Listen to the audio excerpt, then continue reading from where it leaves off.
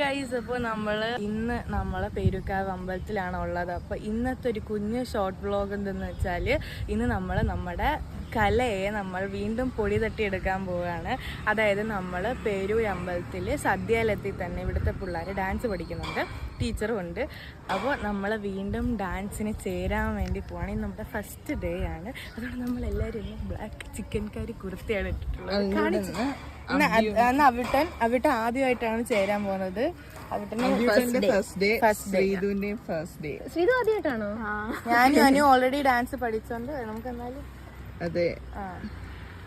എന്തായാലും നമ്മള് ഒരു പുതിയ തുടക്കം, ആരംഭം. അത്രയല്ലോ.